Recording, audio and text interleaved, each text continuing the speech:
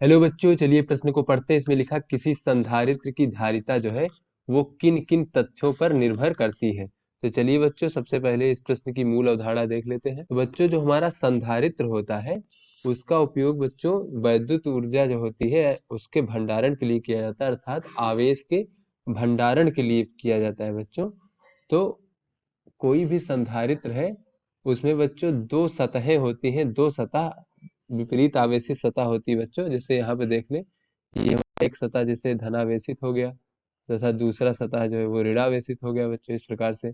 और इनके बीच में कुछ विभवांतर होता है। तो इस प्रकार से बच्चों हमारा दो विपरीत आवेशित सतहों से मिलकर के हमारा संधारित्र का निर्माण होता है बच्चों। तो यहाँ पर अगर जैसे ये हमारा कई प्रकार के संधारित्र हो सकते हैं बच्चों, जैसे कि गोल सतह हमारा गोलीय हो गया या फिर समांतर प्लेट हो गया। जैसे बच्चों यहाँ पे हमने चित्र में दिखाया समांतर प्लेट संधारित्र। तो इसकी अगर धारिता का सूत्र देखें बच्चों, तो धारिता को हम लोग C से प्रदर्शित करते हैं।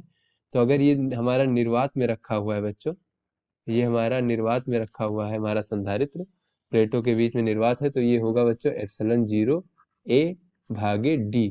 तो बच्चों जो A है वो प्लेटों का क्षेत्रफल है और जो D है बच्चों इन प्लेटों के बीच की दूरी है।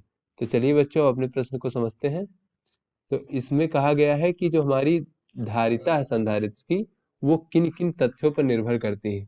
तो बच्चों जो हमारी धारिता है वो जो हमारे सतह है बच्चों, सतह के आकार पर भी निर्भर करेगी कि वो गोलीय है या फिर समांतर समतल आकार की है, तो आकार पर।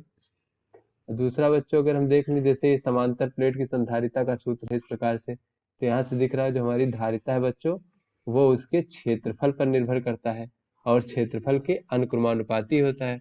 अर्थात बच्चों अगर हमारा क्षेत्रफल का मान बढ़ाया जाए तो संधारित्र की धारिता का मान भी बढ़ेगा, और अगर क्षेत्रफल का मान घटता है तो संधारित्र की धारिता का मान घटेगा। तीसरा अगर बच्चों हम देखें तो इन दो सतहों के बीच में दूरी जो है उस पर निर्भर करता है। तो बच्चों अगर इस सूत्र से देखें तो C जो है वो व्युत्क्रमानुपाती होता है दूरी के। अर्थात बच्चों अगर दूरी बढ़ जाएगी तो संधारित्र की धारिता का मान कम हो जाएगा।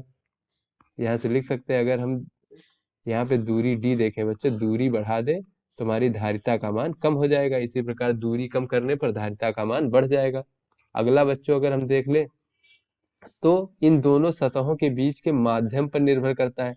अगर बच्चों हम ये सतहों के बीच में कोई माध्यम के परावैद्युतांक का माध्यम रख दे जिसका परावैद्युतांक k है, इस प्रकार से बच्चों सतहों के बीच में कुछ ऐसे माध्यम रख दे जिसका परावैद्युतांक k है, कुछ इस प्रकार से बच्चों ये हम माध्यम यहाँ पे रख दे, इसका परावैद्युतांक अगर k है, तो अगर परावैद्युतांक k है बच्चों तो जो संधारित्र की धारिता होती है C बराबर k ε0 A भागे D। तो यहाँ से बच्चों हमें दिख रहा है कि धारिता जो C है वो अनुक्रमानुपाती है माध्यम के परावैद्युतांक के। अगर बच्चों कोई ऐसा माध्यम रख दे जिसका परावैद्युतांक अधिक है तो उसकी धारिता बढ़ जाएगी। तो बच्चों यहाँ से हमने देखा कि हमारे संधारित्र की धारिता जो है सतह के आकार पर, उसके क्षेत्रफल पर और दोनों सतहों के बीच की दूरी पर तथा दोनों सतहों के बीच उपस्थित माध्यम पर निर्भर करता है। तो आशा करते हैं बच्चों ये आपको समझ में आ गया होगा। धन्यवाद।